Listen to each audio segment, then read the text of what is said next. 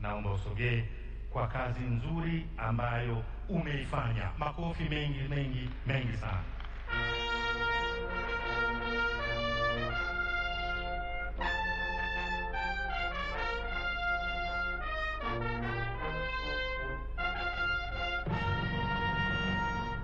Asante sana Mheshimiwa Waziri. Kwa itifaki inayofuata. Mheshimiwa Rais, naomba nitumie nafasi hii kwa heshima na taadhima sasa kukukaribisha ili uweze kuongea na Watanzania wenzetu. Karibu sana Mheshimiwa Rais. Hayo wote tusimame, makofi mengi, kina mama vigelegele. Benki ya Ushirika Tanzania oye! Mheshimiwa Dr. Samia Suluhu Hassan oye! Ushirika oye! Mheshimiwa Rais, kwa heshima na taadhima, karibu. Asante Mheshimiwa, tukae.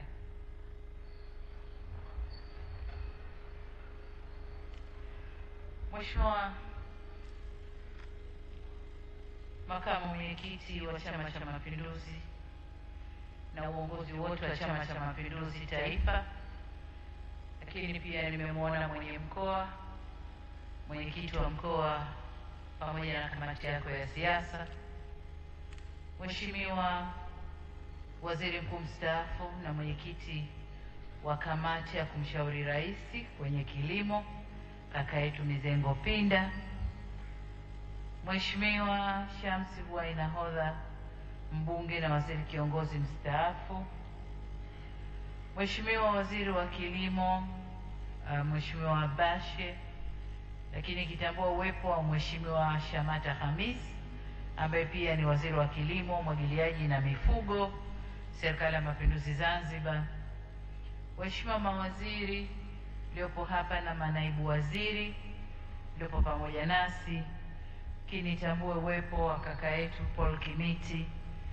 waziri mstaafu lakini mwana ushirika mahiri. Asante sana, tunashukuru kuwa nasi. Mheshimiwa mwenyekiti wa bunge na wenye viti wa kamati za kilimo na bajeti, na waheshimiwa wabunge mliopo, ndugu makatibu wakuu kiongozwa na katibu mkuu kilimo Gerard Mweli, lakini pia katibu mkuu wa Wizara ya Kilimo, Mifugo na Umwagiliaji Zanzibar, ndugu yetu Alhamis Juma, wakuu wa mikoa kiongozwa na mkuu wa mkoa mwenyeji Rosemary Senyamule, lakini nitambue uwepo, tulikuwa naye asubuhi, nimetupa macho sijamuona, wa Regional Manager wa Benki ya Maendeleo ya Afrika Pascal Sanginga, alikuwa nasi, labda amewahi usafiri. Tambue uwepo pia wakuu wa wilaya za Dodoma, lakini pia mwakilishi wa gavana wa Benki Kuu kaka yetu Julian Raphael, ndugu Abdulmajid Sekela, mwenyekiti wa bodi ya kamisheni ya Tume ya Maendeleo ya Ushirika na makamishna wote mliopo, watendaji wakuu wa taasisi za serikali, wenye viti wa bodi mliopo, Dr. Benson Dienge, mrajisi na mtendaji mkuu wa Tume ya Maendeleo ya Ushirika Tanzania, Profesa Gavas Machimu, mwenyekiti wa bodi ya wakurugenzi wa Benki ya Ushirika Coop Bank, pamoja na wajumbe wa bodi na wafanyakazi mliopo, ndugu Godfrey Joel Mura, mkurugenzi na mtendaji mkuu wa Benki ya Ushirika, wawakilishi wa vijana na wanawake kwenye kilimo, wawakilishi wa wakulima na wanaushirika mliopo hapa, wadau wote wa ushirika, viongozi wa dini, wazee wa Dodoma na machifu, wawakilishi wa vyama vya siasa mliopo nasi, ndugu wanahabari wote, ndugu wasanii, mabibi na mabwana, Jamhuri ya Muungano wa Tanzania, ushirika, Coop Bank. Ndugu wana ushirika, leo tunapiga hatua nyingine kubwa katika safari ya kurejesha hadhi ya ushirika nchini. Kwa muda mrefu sekta ya ushirika imehitaji benki imara tutakawahudumia moja kwa moja wanaushirika. Leo hii ndoto yetu ile imetimia. Hongereni sana. Na sote hatuna budi kumshukuru Mungu kwa kutimiza ndoto hii na kutukutanisha hapa katika uzinduzi wa benki ya ushirika, yani benki ya ushirika Tanzania, yani Coop Bank. Kabla ya kuja hapa, nilitembelea jengo la makao makuu ya benki hii yaliyopo hapa Dodoma na kufanya uzinduzi rasmi pamoja na kusalimia watumishi wa benki hiyo.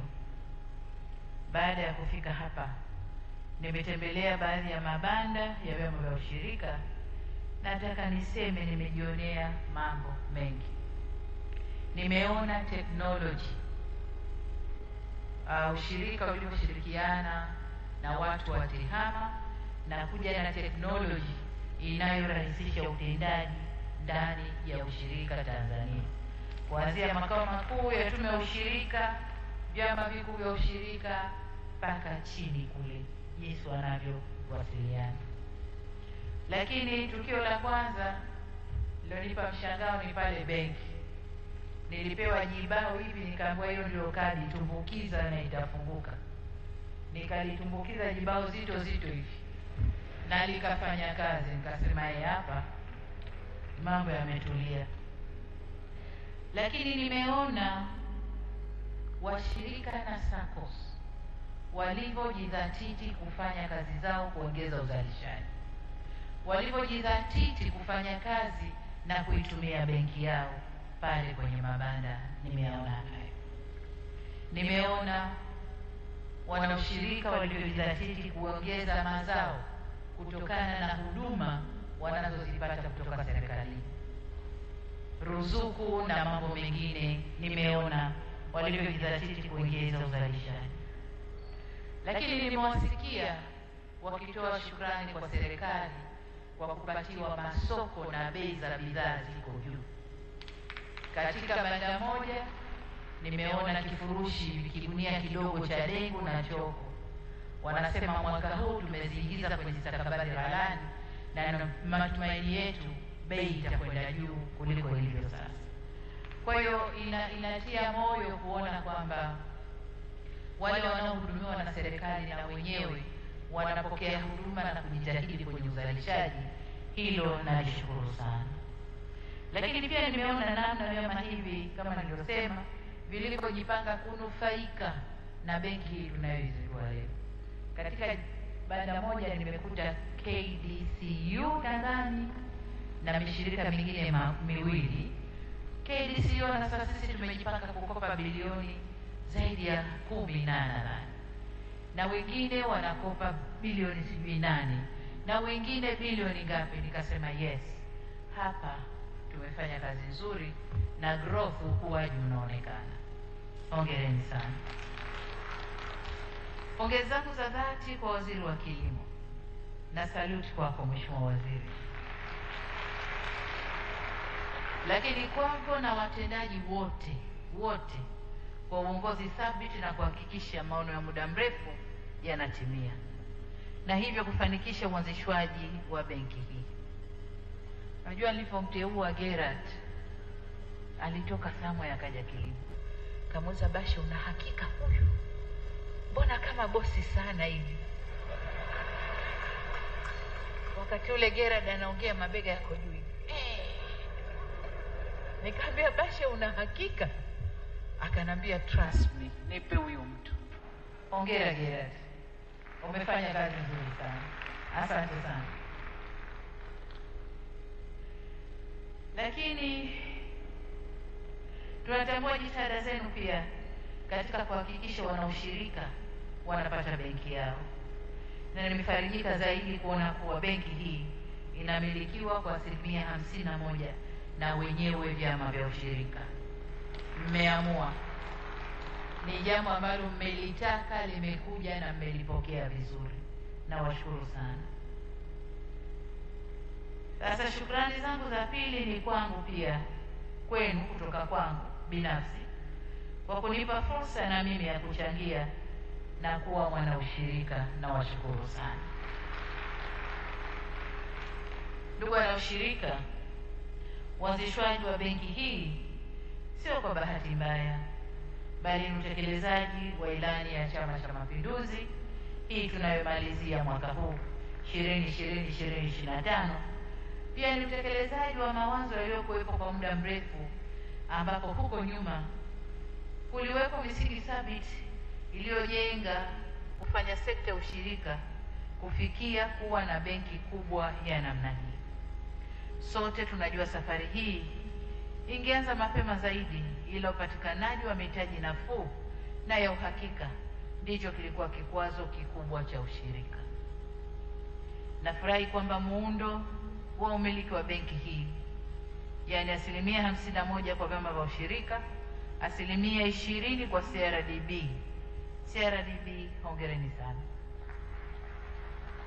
Utakumbuka mkurugenzi mtendaji wa CRDB, nilipokuja kuzindua makao makuu ya CRDB Dar es Salaam, tulipita kuzindua, tukarudi kwenye ukumbi wa Nyerere kule kufanya mkutano. Moja katika jambo nililokuambia kwamba CRDB ukiangalia neno lake ni for rural development, na nikakutaka urudi kwenye misingi hiyo, usiende tu kimkomasho huko.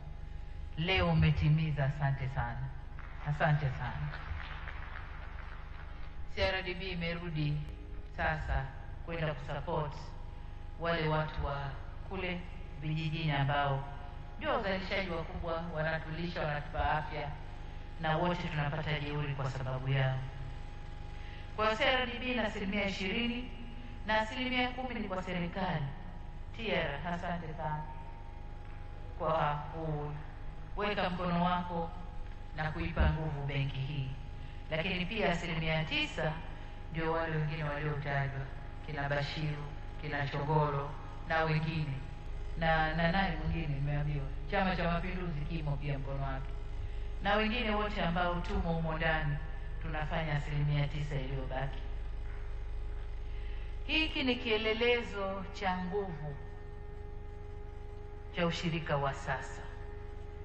Muundo huu unalenga kuhakikisha usimamizi wa kitaalamu, uendelevu wa kifedha na huduma jumuishi kwa makundi yote. Yale ambayo tulikuwa hatuyafikii, sasa benki hii inakwenda kuyafikia. Ni jambo la furaha na matumaini kuona benki hii haijaanza kinyonge. Inazinduliwa leo ikiwa na mtaji wa bilioni 58. Kiasi hiki kitachangia kuimarisha upatikanaji wa mitaji ili kuongeza tija kwa kilimo na kuhakikisha usalama wa chakula na kuchochea maendeleo vijijini. Ni matarajio yetu kuwa kila shilingi inayowekezwa na benki hii kwenye ushirika na kilimo itavutia na kuchagiza taasisi nyingine za fedha kuongeza kiwango wanachokielekeza kwenye sekta hii.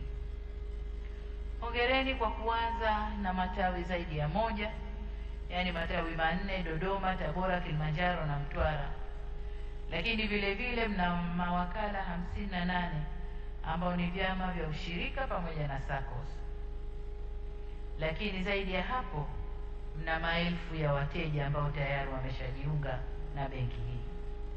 Hii inaonyesha kishindo mlichoanza nacho na kukubalika kwenu kwa haraka.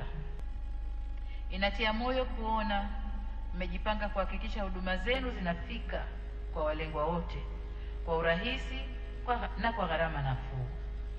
Ubunifu wa utumiaji au kutumia ofisi zote za vyama vikuu vya ushirika na SACCOS ili kufikia wananchi wa kipato cha chini na walio vijijini kwenye vikundi vya kijamii, wakulima na wafanyabiashara wadogo ni hatua nzuri ya kuanzia.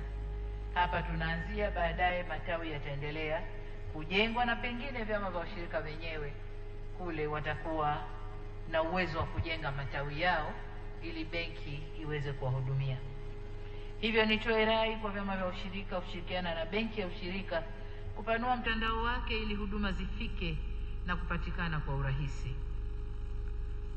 Kwa mujibu wa Benki ya Maendeleo ya Afrika, ni wastani wa 5% tu ya ufadhili wa kibenki unaoelekezwa kwenye sekta ya kilimo barani Afrika. bara lote la Afrika. Lakini kwa hapa nchini kwetu Tanzania, takwimu za Benki Kuu ya Tanzania zinaonyesha kuwa kwa mwaka 2023 kiwango cha fedha kinachoelekezwa kwenye sekta ya kilimo kilikuwa 10%. Ni kusema kwamba tumetimiza lile takwa la Malabo Declaration. Waafrika tulikutana kule Malabo na tukakubaliana kwamba 10% ya mapato kwenye nchi yaelekezwe kwenye sekta ya kilimo. Kwa hii ni kusema kwamba Tanzania tumeshafika hapo na tunatarajia kuzidi hapo. Pamoja na hayo, kasi ya kuongezeka kwa mitaji katika kilimo imekuwa ndogo kilinganishwa na mitaji inayoelekezwa kwenye sekta nyingine. Kuwepo kwa benki hii kutaongeza upelekaji wa mitaji kwa wakulima na hatimaye sekta nzima ya kilimo. Ndugu na ushirika, niombe mtambue kwamba pamoja na kwamba benki hii inajikita katika kuendeleza ushirika, bado ni benki kama zilivyo benki nyingine. Kama ambavyo kwenye ushirika tuna misingi yetu ikiwemo demokrasia, na huku kwenye benki kuna misingi iliyowekwa na Benki Kuu ya Tanzania ambayo sharti na yenyewe izingatiwe. Na lisisitiza hili kwani kuzingatia misingi hiyo kutatuhakikishia uimara, uwezo wa kujiendesha kibiashara na uendelevu wa benki yenyewe. Kwa hiyo wote twende tukaheshimu misingi hiyo. Serikali kwa kushirikiana na wadau wote wa sekta ya fedha itatekeleza jukumu lake la usimamizi wa mpango mkuu wa maendeleo ya sekta ya fedha wa mwaka 2021-2029-30 unaotoa mwongozo wa kuboresha mifumo ya kifedha, kuongeza ufanisi na kubuni mifumo mipya ya huduma za kifedha. Na hapa ndipo alipokuwa akilalamika Waziri wa Kilimo, ambapo nitatoa agizo mbele tunapokwenda.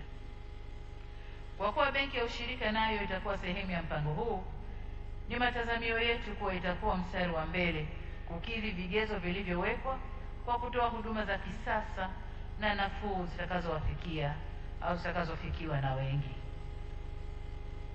Hapa pia nizungumzie na mabenki. Benki tunayozindua leo ni Coop Bank, benki ya ushirika, na sio Coop Bank, benki iliyokuja kupindua wengine. Hapana, ni Coop Bank, sio Coop Bank. Kwa hiyo kuja kwa benki hii ni kuongeza nguvu, ni kuongeza njia za kuwafikia Watanzania mbalimbali na hasa Watanzania wale wa vijijini. Ndio kazi ya benki hii. Kwa hiyo tushirikiane nayo, tufanye kazi nayo. Najua biashara benki ni ushindani, tunaweza tukashindana nayo, lakini kubwa tusaidiane nayo ili Watanzania wafaidike na yale tunayo ya kusudia. Kwa hiyo pongezi zangu tena kwa CRDB kwa kuonesha njia, lakini na wengine naomba uko mbele basi na nyinyi muingie muisaidie ili iweze kutimiza malengo yake. Ndugu na ushirika na Watanzania wenzangu, nimetaarifiwa kuwa jana mlikuwa na kongamano ambalo lilitoa tafakuri pana ya historia ya ushirika nchini, ikiwemo changamoto zilizopo na mchango mpana wa ushirika kwa nchi, sekta ya kilimo na mkulima mmoja mmoja. Hongereni sana. Na naambiwa moja katika walimu mahiri jana walioeleza vizuri zaidi, ndugu wangu Bashir alikuwa mmoja wapo. Asante sana. Hongereni sana. Ni matumaini yangu kwa tafakuri hii itakuwa chachu ya kuzipatia ufumbuzi changamoto zilizopo pamoja na kufanya maboresho ili kuleta maendeleo zaidi. Dhamira yetu kwa sasa ni kuona ushirika unachukua nafasi yake ili iongeze tija kwenye kilimo na kuongeza mchango kwenye pato la taifa. Serikali imechukua hatua madhubuti ya kuimarisha sekta ya kilimo kama ilivyoelezwa na waziri pale, ili kuongeza uzalishaji, kuhakikisha usalama wa chakula na kukuza kilimo biashara.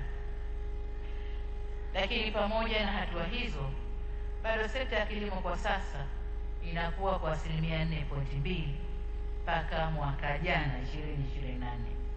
tunategemea kidogo mwaka huu kwa 5%, na miaka inavyokwenda tutakwenda kukua kila miaka inapopita. Lengo letu ni kuifanya sekta hii, kwa sasa inachangia kama 26% hivi ya pato la taifa mpaka takwimu za mwaka jana. Sasa lengo letu ni kuifanya sekta hii ikuwe kwa 10% ili iwe na mchango mkubwa zaidi kwenye pato la taifa. Swali sasa hapa ni je, baada ya kuanzishwa kwa benki ya ushirika ni nini kinahitajika ili ushirika uwe nyenzo ya kuharakisha utekelezaji wa malengo haya niliyoyataja? Hapa maeneo kadhaa au yapo maeneo kadhaa ambayo inabidi kuangalia kwa karibu, na hata hapa nitagusia matatu makubwa. La kwanza, kujenga ushirika imara. Nilikuwa namsikiliza vizuri Makwi alosoma shairi, alotuambia historia ya ushirika lakini kwa shairi. Nikasikiliza historia yote ile ya ushirika, ups and downs, lakini kwa uelewa wangu miaka labda 20, 15 nyuma, 30, ushirika haukuwa unafanya vizuri kabisa. Na wale waliokuwa hawana imani sana na ushirika, mimi nilikuwa mojawapo, sio Bashe peke yake. Nilikuwa naona kama ushirika ni chaka la wizi, na nadhani siku nilizungumza nanyi Ikulu nilisema hivyo. Nendeni mkabadiliki, ushirika mna sifa mbaya. Lakini jinsi tunavyokwenda, viongozi wapya kuingia, mifumo kubadilishwa, ili kubadilishwa, ushirika sasa umesimama vizuri. Umesimama vizuri kiasi ambacho unazidi kunipa hamu nifanye zaidi kusaidia maendeleo ya ushirika nchini. Kwa hiyo kwa wale viongozi wanaohusika na ushirika, tume ya ushirika na wengine, nendeni kasimamieni ushirika uwe imara zaidi, ushirika ambao unaweza kufanya mambo makubwa wenyewe. Nakumbuka mwaka nadhani kwa 2018 nilifanya ziara Shinyanga. Pofika Shinyanga, kuzungumza, kuna bwana ambaye sasa hivi ni mbunge anaitwa Cherehani. Alikuwa ni mwenyekiti wa ushirika kule Shinyanga. Hayupo mwenyewe yule pale. Alikuja kuniona akaniambia, Mheshimiwa Makamu wa Rais, sisi wana ushirika tunacheleweshwa kupata mbegu, tunacheleweshwa kupata pembejeo, kupata mbolea, kupata nini. Tupeni ruhusa, sisi tuna pesa yetu, tuagize wenyewe. Nikamuuliza, kwani bwana mkubwa kikwazo kiko wapi? Akaniambia, huko tume ya ushirika huko wamebana, hawataki tuagize wenyewe, lazima watuagizie wao. Na wakituagizia wao, vinakuja mbegu feki, mbolea haifanyi kazi, sijui vitu gani vinachelewa, kwa hiyo wanatuvuruga. Leo nashukuru tumefika hapa. Benki ipo, kakopeni vyama vikuu vya ushirika, mwelewane na tume ya ushirika, muagize mahitaji yenu jinsi mnavyotaka, kwa sababu pesa mtakuwa mnayo.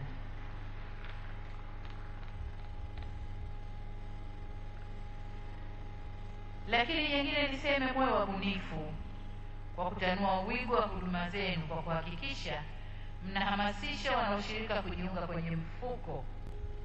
Nimeambiwa kuna bima ambao pia itakuwa zinatolewa na nini, lakini wakulima hawa pamoja na bima za afya, nguvu zinakwenda kuisha jinsi wanavyotumika. Kwa hiyo fanyieni mpango, zungumzeni na mifuko ya hifadhi ya jamii waweze kuunganishwa huko, pia waunganishwe huko, wajiwekee akiba, nguvu zikimalizika akiba yao waikute kule. Nadhani pia inawezekana kama moja njia ya ubunifu ya kuwasaidia wakulima.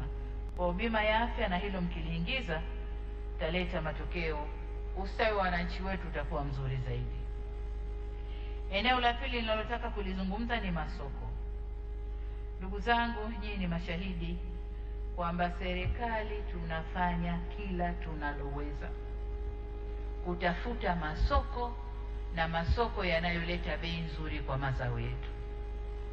Tumefanya mifumo ya stakabadhi ghalani, tumefanya sijui kuna ndio inaitwa TMX, tumefanya sijui minada, tumefanya nini, tumekuza uwazi, tumetumia teknolojia. Ule ujanja uliokuwa ukifanywa ndani ya vyama vya ushirika sasa umepungua kwa kiasi kikubwa, na jinsi tunavyokwenda kutumia tehama na teknolojia mbalimbali, ule ujanja unakwenda kumalizika, ili mkulima apate jasho lake alilolitoa.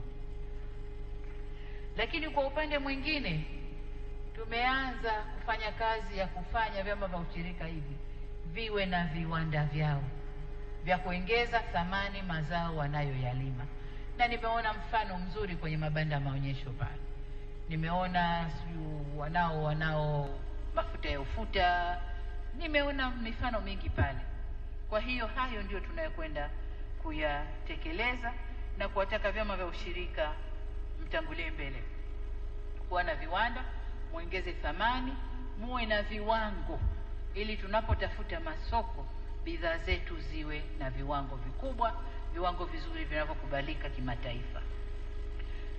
Lakini kwa upande mwingine pia, vyama vya ushirika niwapongeze kwamba sasa nilipokuwa kule nimeona mmeanza kuingia kwenye benki kukopa kwa ajili ya kujenga maghala. Hili ni jambo zuri, ni jambo zuri sana, kwa sababu mkiwa na maghala mazuri yenye sifa, mazao yetu yatakaa vizuri, hayatoharibika, na tunapokwenda sokoni mazao yetu yatakuwa kwenye hali nzuri. Na hili nalo nataka niwapongeze. Tumefungua masoko mapya, maparachichi, mashudu ya alizeti, mahindi meupe, mihogo, yote ina soko. Sasa upande mwingine tunafungua masoko, uzalishaji unakuwa mdogo, hautoshi. Kwa mfano soko la China kwenye mihogo ni soko kubwa sana, lakini uzalishaji wetu bado ni mdogo. Kwa hiyo wanaushirika, hizo ni fursa ambazo ningependa sana mkaziangalia. Jambo la tatu ni usimamizi bora na uadilifu. Nimeshalisemea vizuri kwenye vyama vya ushirika. Naomba wale wanaosimamia vyama vya ushirika wakajitahidi vyama hivi, mbali ya tume na vingine, vile vyama vikuu na vyama vidogo AMCOS, huko ndo kulikuwa kuna uonevu mwingi kwa wakulima. Naomba mkasimamie uadilifu na uwajibikaji, ili vyama vya ushirika, ushirika wetu Tanzania, iwe ndiyo nyenzo ya kuleta maendeleo kama ilivyokusudiwa huko nyuma na waasisi wetu. Naomba mkasimamie hayo.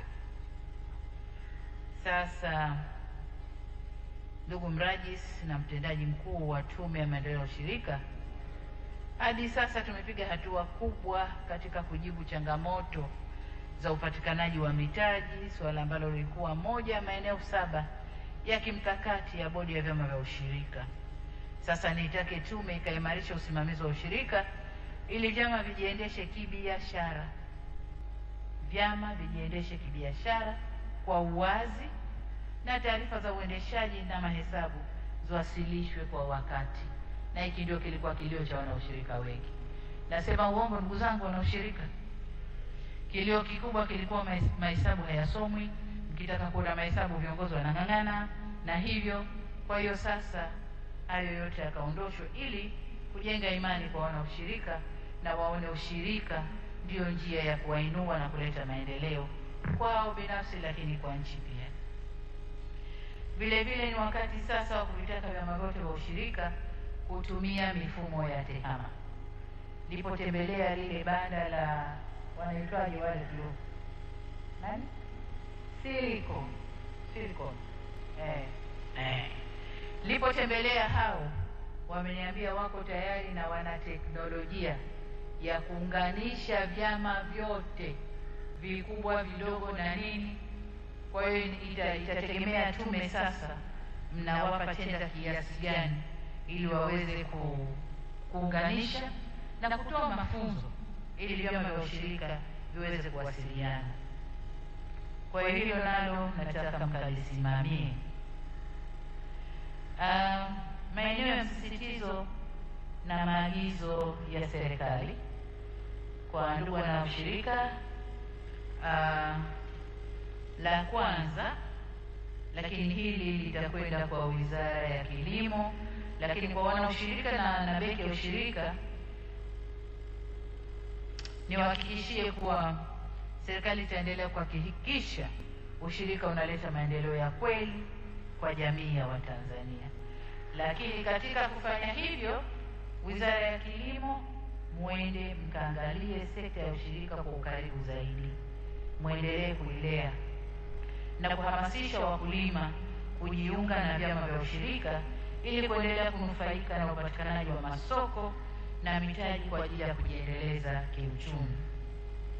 Lakini jengine ni lililolizungumza, niagize sasa Wizara ya Fedha, probably Benki Kuu, kakaangu Rafael yuko hapa, Wizara ya Kilimo, kaeni mzungumze, mfikie pahali mje na sera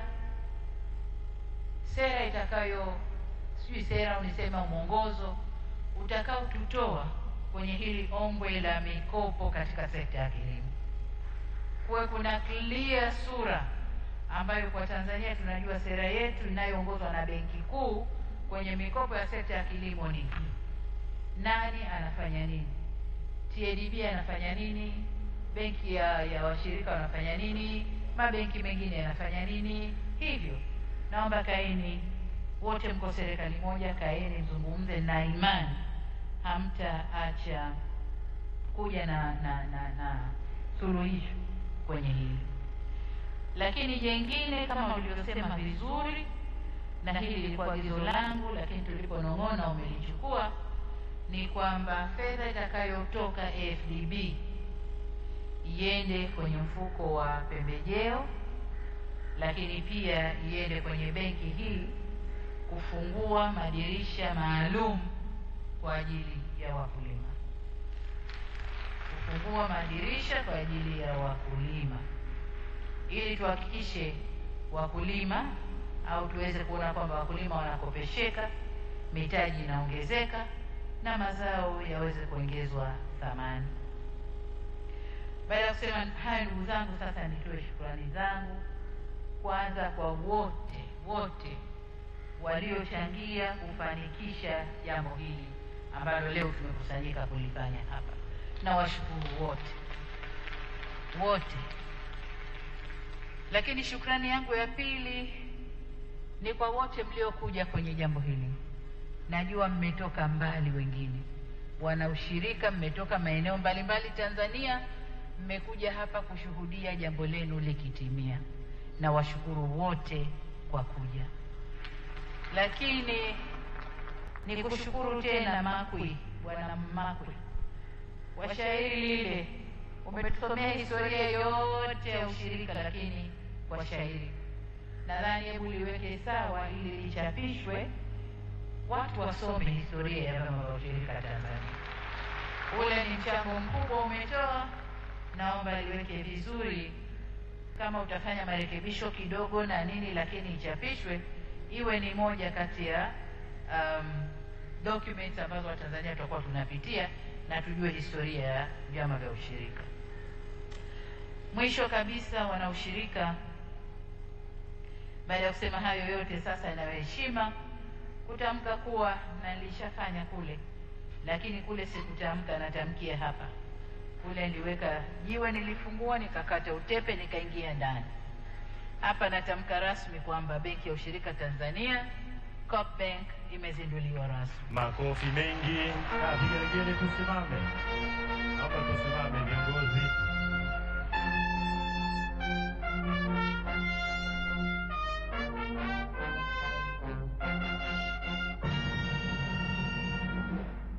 Asanteni sana. Ushirika, Benki ya Ushirika, Jamhuri ya Muungano wa Tanzania. Asanteni sana, tukae.